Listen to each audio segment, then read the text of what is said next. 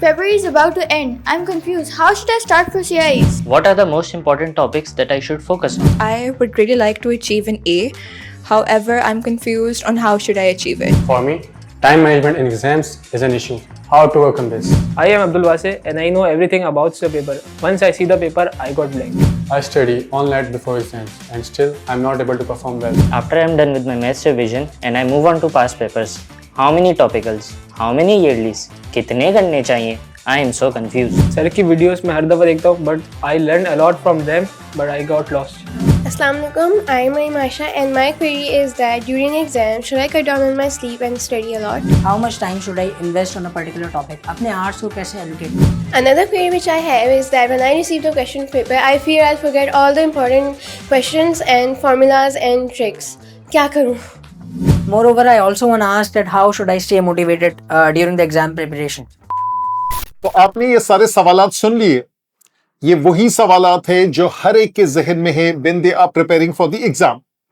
तो आए थोड़ी सी मेहनत करते हैं और इसका सलूशन ढूंढते हैं, एक अच्छा सा स्टडी प्लान डिवाइस करते हैं। क्यों जरूरत है इसकी? ताकि ऐसे अच्छे बच्चे जो कि ए ग्रेड्स और ए स्टार्स ला सकते हैं वो सफर नहीं करें। Because preparing for the exam and giving the exam 50% is about math or any other subject that you're studying. The other 50% is about your brain operating system. So before we get started, there are some non-negotiables जिसके ऊपर zero compromise है। आपके मील सही होने चाहिए, आपका sleep pattern सही होना चाहिए। स्लीप का मतलब है रात वाली sleep, and at the same time आपकी फिजिकल एक्टिविटीज होनी चाहिए। So there are 8 major things जिसके ऊपर मैं बात करूंगा। तो फिर करें बिस्मिल्लाह। Assalamu alaikum. I'm Shahab Yaqub, teaching O-level maths and AS A-level maths, all the components.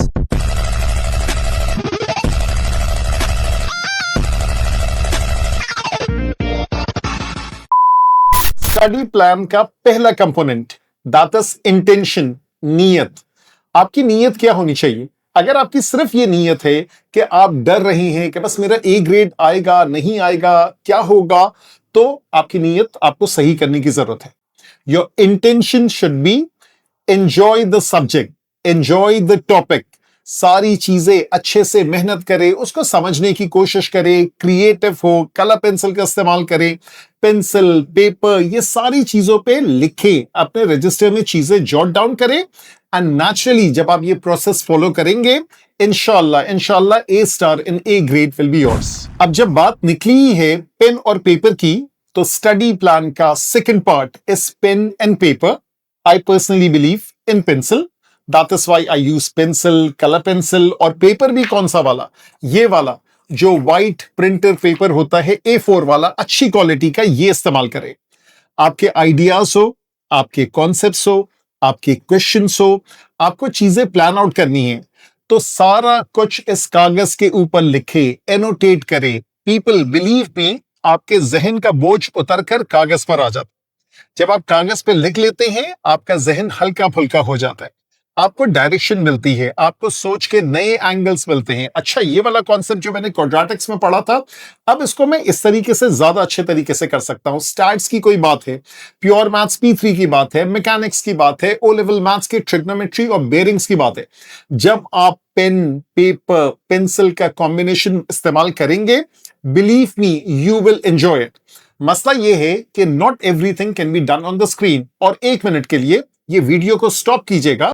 क्या आप सिर्फ मेरी वीडियो देख रहे हैं? नहीं, आपको पॉज करना है, स्टॉप करना है, पॉइंटर्स लिखने हैं। चाहे आप मेरी यूट्यूब की वीडियो देख रहे हैं या आप गूगल क्लासरूम से चीजें नोट डाउन कर रहे हैं, जो स्टडी के मटेरियल्स है वो इस्तेमाल कर रहे हैं, तो yes, pen and paper and pencil, that is the second step of your study plan. Study plan का तीसरा कंपोनेंट वो क्या है? That is the syllabus. Of course syllabus complete करना है। आप में से कुछ ओ लेवल मैथ्स पढ़ रहे होंगे, कुछ P1 के साथ S1 पढ़ रहे होंगे, कुछ P3 के साथ S2 पढ़ रहे होंगे। सिलेबस बहुत ज्यादा है, यस आई नो। देखने में लगता है कि ये मुझसे कंप्लीट नहीं होगा, लेकिन इंशाल्लाह ताला हो जाएगा विद द राइट गाइडेंस। अब सिलेबस के लिए क्या करने की जरूरत है?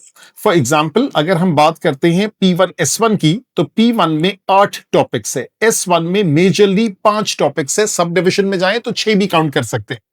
अब ये जो टॉपिक्स है इनको क्या करना है, इनके नंबर ऑफ आवर्स पे फोकस करना है। अब हो सकता है क्लास में जब आपने एक टॉपिक किया हो, for example trigonometry of P1, तो उसके 10 या 12 घंटे लगे हों, लेकिन जब आप उसको रिवाइज करेंगे तो इंशाल्लाह 6 घंटे में कॉन्सेप्ट पूरा हो जाएगा, क्योंकि एक मर्तबा आप पढ़ चुके हैं, आपने मेरी वीडियो देखी है, अपने टीचर से पढ़ा है, जिस भी प्रोसेस के थ्रू आप गुजरे हैं कुछ ना कुछ आपने सीखा है। तो ऐसा नहीं है कि आप ब्लैंक है। तो अगर वो 12 घंटे के 6 घंटे काउंट करे तो आपका कॉन्सेप्ट थरली हो जाएगा, जिसमें ऑफ कोर्स आपके टॉपिकल पास पेपर के क्वेश्चंस की एग्जांपल्स भी आ गई। At the same time yes you need to practice more questions. तो इनिशियली आप फोकस करेंगे टॉपिकल क्वेश्चंस पे, तो टॉपिकल क्वेश्चंस करते करते आपका सिलेबस कंप्लीट होगा। जो नंबर ऑफ आवर्स आपको चाहिए वो आप ये समझ लीजिएगा, that will be half of what you were earlier taught. So इंशाल्लाह ताला इस तरीके से सिलेबस कंप्लीट होगा। Yes you have to make a time table. आप टाइम टेबल बनाएं कि अभी आप कहां मौजूद है, कहां तक आपके एग्जाम्स है, कितने दिन बच गए हैं। थोड़ा सा बफर टाइम भी रखेगा, बिकॉज लाइफ इज परफेक्ट। तो कभी कभार ऐसा होता है कि कुछ ना कुछ कंटिजेंसी प्लान्स आ जाते हैं, कुछ इश्यूज आ जाते हैं, तो थोड़ा सा बफर टाइम भी रखेगा ताकि आपको ये फील नहीं हो आई एम फॉलिंग बिहाइंड और आपका मोरल डाउन हो। आपका मोरल ऊपर होना बहुत जरूरी है, आपको हाई स्पिरिटेड होना बहुत जरूरी है, आपको अपने बारे में जानना बहुत जरूरी है कि yes there are other people जो ये करते हैं, so I am one of them and that is why we believe के yes you people can do it. Study plan का चौथा part, that is successful students कौन होते हैं? सक्सेसफुल स्टूडेंट्स वो होते हैं जिन्होंने क्लास वर्क किया, क्लास वर्क से पहले उन्होंने जो कुछ टीचर ने बोर्ड पे समझाया उसको कॉपी किया, उस क्लास वर्क के करस्पॉन्डिंग जो भी होमवर्क मिला उसको सही वक्त पे ट्राई किया। अब अफसोस नहीं कीजिएगा, हो सकता है आप में से कुछ ऐसे हो जिन्होंने होमवर्क वक्त पे नहीं किया, अभी भी टाइम है, उस होमवर्क में से कुछ ना कुछ कर लें, so that you know exactly क्या टॉपिक चल रहा है। सक्सेसफुल स्टूडेंट्स वो होते हैं जो समरी शीट्स बनाते हैं, कागज पे पेंसिल इस्तेमाल करते हुए, पेन इस्तेमाल करते हुए, कलर पेंसिल, क्रिएटिविटी के साथ एक्टिव रिकॉल की बेसिस पे लिखते हैं rather than passive learning. Now what exactly is active recall? आप रजिस्टर में से देखते हुए नहीं लिखेंगे, आप अपनी मेमोरी में से लिखेंगे, अच्छा ये वाला पॉइंट है, यू था, क्वाड्रेटिक, कंप्लीटेड स्क्वायर फॉर्म, ये मुझे आना चाहिए। कंप्लीटेड स्क्वायर फॉर्म में क्या होता है? टर्निंग पॉइंट होता है, शेप होता है। इसी तरीके से फैक्टराइज फॉर्म में क्या होता है? उसमें शक्ल होती है, हैप्पी फेस या सैड फेस, और उसमें रूट्स की बात होती है। उसकी एप्लीकेशन कहां पर होती है? उसकी एप्लीकेशन क्वाड्रेटिक इनइक्वालिटी पे होती है।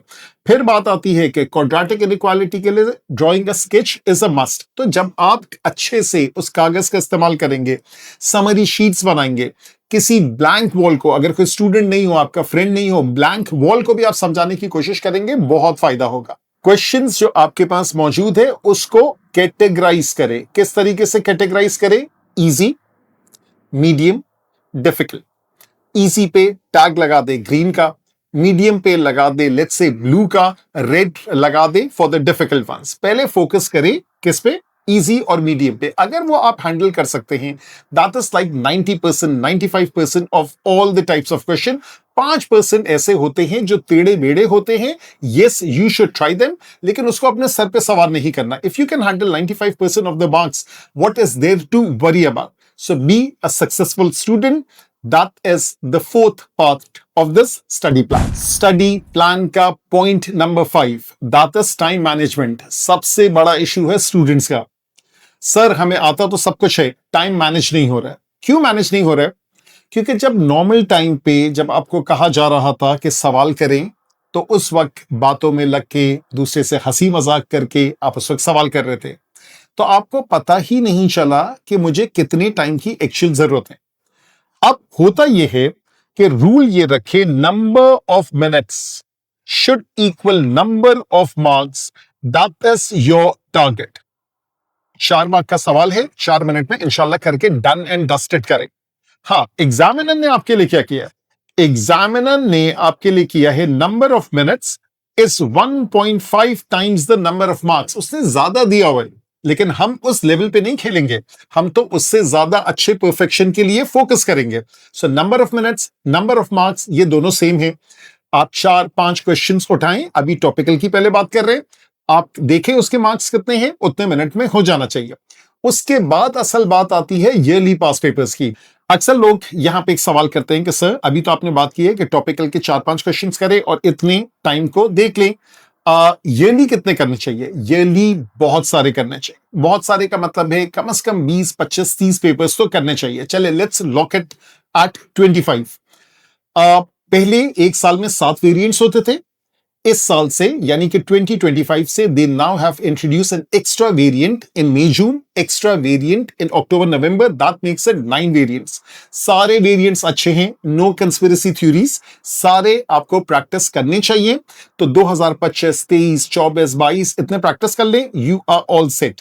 अब यहां पर जब ईयरली पास पेपर्स आप प्रैक्टिस करेंगे, 1 घंटा 50 मिनट का पेपर है P1 का, आपको कितनी देर में करने की कोशिश करनी चाहिए? I think 1 hour 25 minutes is a very safe bet. Similarly जो P1 का है वही P3 का है। जो M1, S1, S2 है उसका रूल क्या है? 1 hour 15 minutes उसने दिया हुआ है, आप कोशिश करें 55 मिनट्स में done and dusted. And naturally if you want more guidance, यहां पे भी दे रहा हूं, तो जो मैं क्रैश कोर्स स्टार्ट करूंगा उसके अंदर इन सारी चीजों पे फोकस करूंगा। पहले 3-4 क्वेश्चंस कितनी देर में निपटा दे, अगले 2-3 क्वेश्चंस कितनी देर में निपटा दे, क्योंकि the difficulty level increases. So that is the 5th and the most important part, that is time management. Zero compromise और टाइम मैनेजमेंट। और वो कैसे सही होगा? वो अभी से सही होगा जब आप जितने मार्क्स से उतने मिनट में क्वेश्चन करने की कोशिश करेंगे। अब आपके हाथ में पेपर आ गया और आपने पेपर देखा और पेपर देख के आपको चक्कर आना शुरू हो गए। क्यों? क्योंकि आपके दिल में डर है। ऐसे कुछ फॉर्मूलाज, ऐसे कुछ रूल्स, एग्जैक्ट ट्रिक रेशियोज, उससे मिलती जुलती कोई कहानी, कोई और अजीब सी आइडेंटिटी, हो सकता है कुछ फॉर्मूला बुकलेट में दिया हो, कुछ नहीं दिया हो। S1 में जी टेबल पढ़ने का रूल तो नहीं दिया है, वहां तो टेबल दिया है। Of course you are not gonna remember all those values. वहां पे जो है वो क्या दिया हुआ है? वहां पे टेबल दिया है, रूल्स जो 7 रूल्स है, बैक सॉल्विंग के 2 रूल्स है। अब आपको डर लग रहा है कि इन सब का क्या होगा? That is where the word brain dump comes in. जैसे ही आपके हाथ में पेपर आया, अब ये आपका पेपर है, एक कोना पेपर का पकड़े और उस कोने पे जो भी चीजें आपको जॉट डाउन करनी है, टेक 5 मिनट्स जॉट डाउन करके फारिग करें। अब आपका जहन हल्का हो गया। क्यों? अब आपको डर नहीं है। अदरवाइज क्वेश्चन की लेवल ऑफ डिफिकल्टी भी है, डर भी है, आप देखते जाएंगे, डरते जाएंगे।